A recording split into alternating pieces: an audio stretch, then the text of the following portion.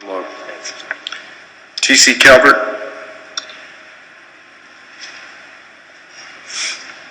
I know Mr. Dillard ceded his time to you, Mr. Calvert, as well, so you have 6 minutes. I won't have to take that much time.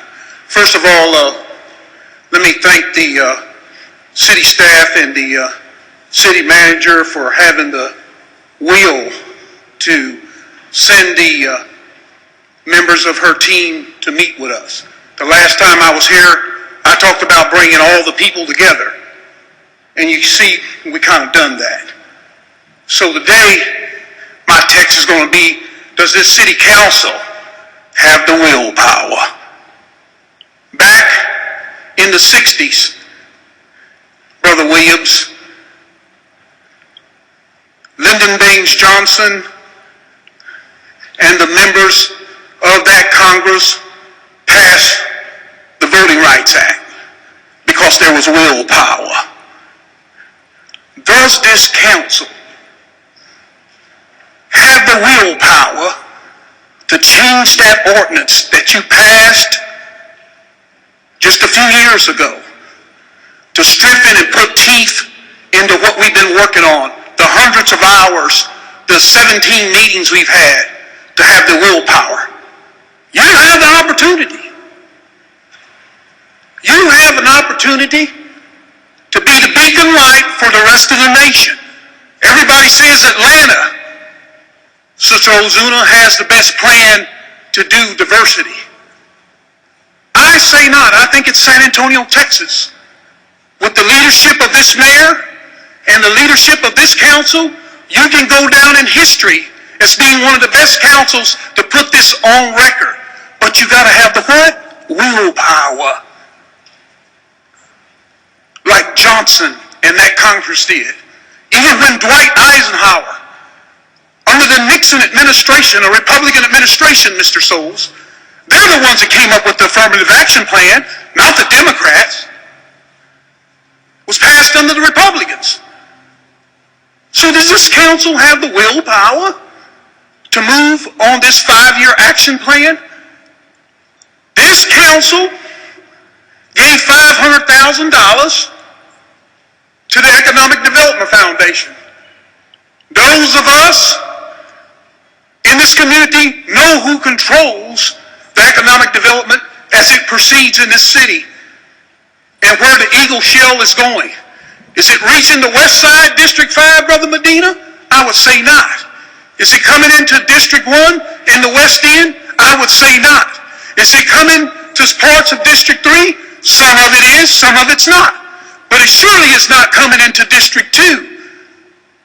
I would hope this council will have the willpower to make sure that we put into ordinance, since you gave $500,000 to the Economic Development Foundation, that we would have the willpower, Mayor Castro, to appoint at least 2 African Americans, 1 male, 1 female, and somebody from the South Side. I talked to Tommy Atkinson.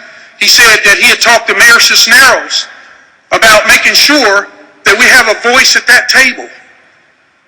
It's important because you've already invested and you planted the seed of that $500,000. So that's one of the things that was left out of the plan, and we need to make sure that happens. I think Mayor Castro, we could get a meeting with Cisneros and Mario Hernandez. I think we can make that happen. But if we don't have a seat at the table, it can't happen. On the segmentation goals, you already have it in place. But it just has not been happening. And all due respect to Renee and Alex and that department, they've done an outstanding job. And I want to give credit to Debbie Sitter. Debbie Sitter has represented this council well. She walked into the lion's den when she came before the Hispanic chamber, the African chamber, all these strong, able-bodied business people. So you need to give her a raise for standing up and taking the heat for you. She's the one that took the heat. Frisbee sent her out there, but she's the one that took the heat. Give her a round of applause. And I say that in all due respect to the rest of the staff. It's very, very important that this council have the willpower. We know who's breathing on the money, Sister Scully. We know who's breathing on the money. need to enact, council members, the segmentation piece. We need to enact it. And we need to enact it now. When we come back before this council, that should be part of the piece of the pie. Oh yes, we've made progress, but we still got a long way to go. I ask this council to do what Eisenhower administration did, do what the Nixon administration did, do what LBJ did, and let this city council go down into history as having the best 5-year diverse action plan in the United States of America. Thank you very much. All right. Thank you very much, Mr. Calvert. All right, well, I want again to thank Mike Frisbee and the city staff who worked on this. I particularly want to thank Porter Dillard and all of the folks who helped to, as I said, craft this diversity action plan with regards to contracting. It has been very clear that the city of San Antonio, as well as other public entities, can be much better about our outreach and our results.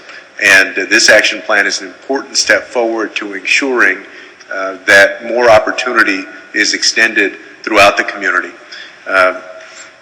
And the commitment to ensure that that happens is certainly here on this council.